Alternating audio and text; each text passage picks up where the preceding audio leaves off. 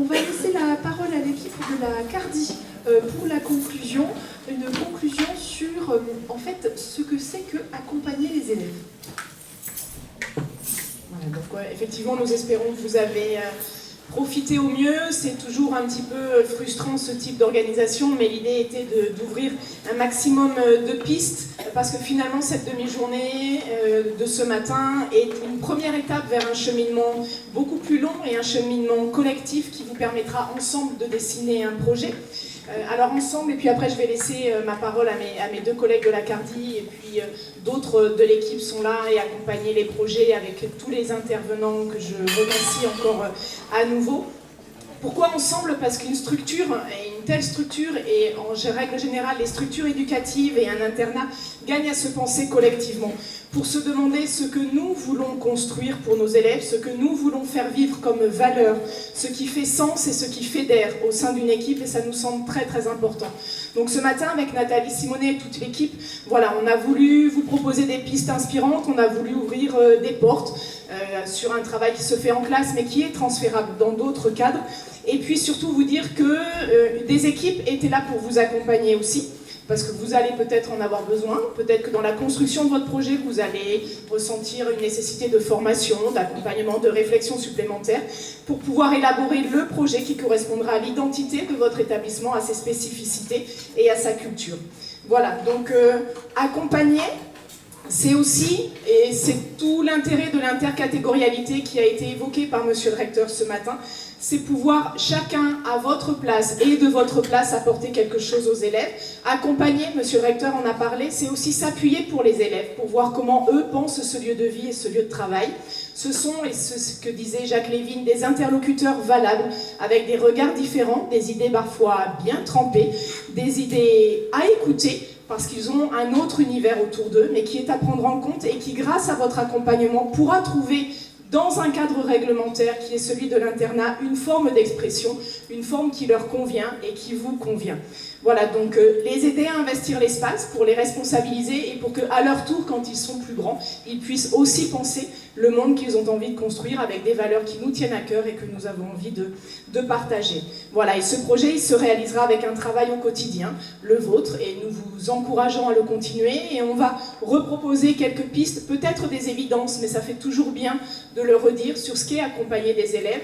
Et je vous invite, nous avons eu la chance hier à la CARDI d'inviter Christophe Marsollier à un webinaire qui a parlé d'éthique relationnelle et du lien avec les élèves.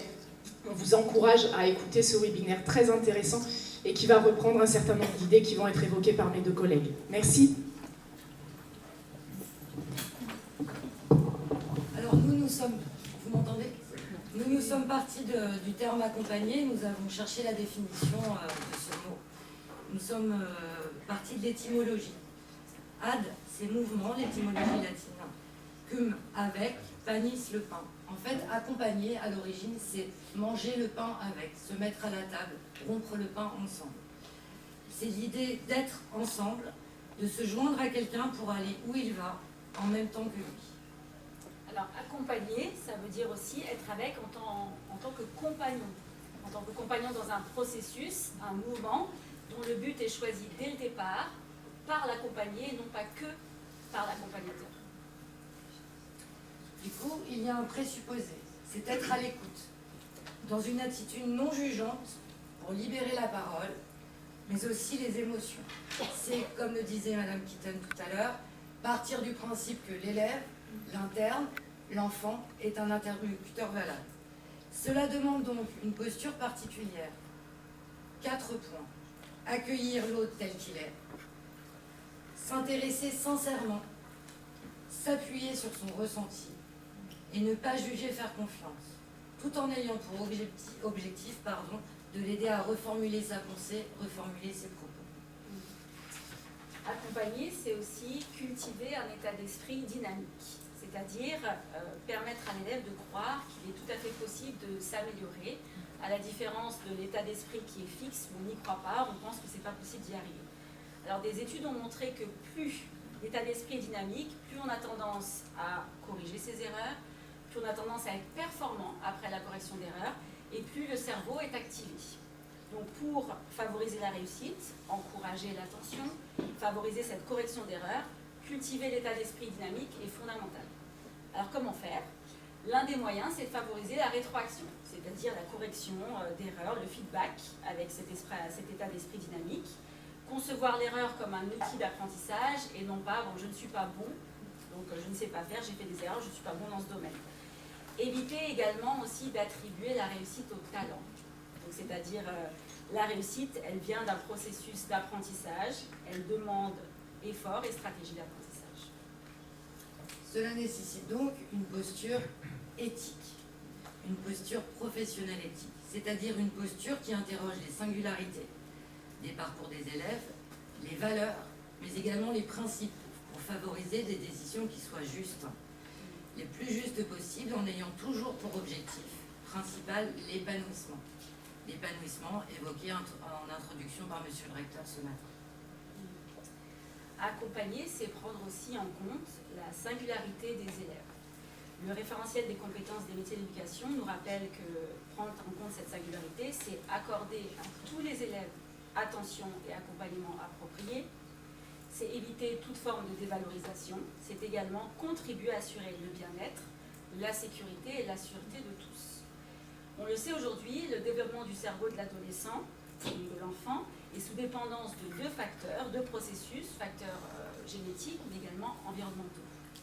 Donc lorsque nous, accompagnants, nous sommes proches des élèves, des internes, nous faisons preuve d'empathie, nous faisons preuve de chaleur, nous sommes chaleureux avec eux, nous avons une attitude soutenante, on le sait, on observe plus d'autonomie, davantage de responsabilisation chez les élèves, moins de problèmes de comportement, une réelle motivation et donc une amélioration des résultats scolaires.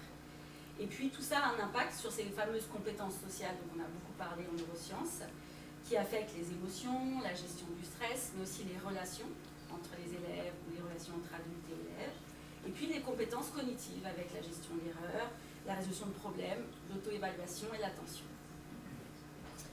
Mais accompagner, c'est aussi appartenir à une équipe.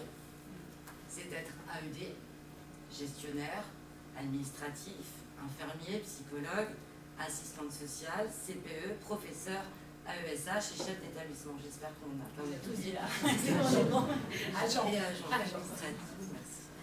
C'est appartenir à un collectif avec un même objectif, faire de l'internat un lieu d'épanouissement et un lieu où on va favoriser le travail personnel des élèves. Et c'est aussi faire de l'internat un lieu où l'élève est associé au projet, où il a sa place pour prendre part aux décisions.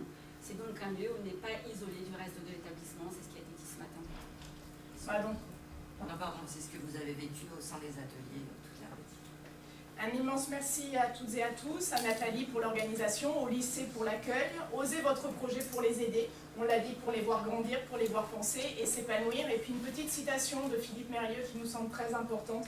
La question n'est pas quel monde laisserons-nous à nos enfants, mais quels enfants laisserons-nous au monde. Voilà, bon cheminement, comptez sur nous pour vous accompagner, rentrez bien et un immense merci.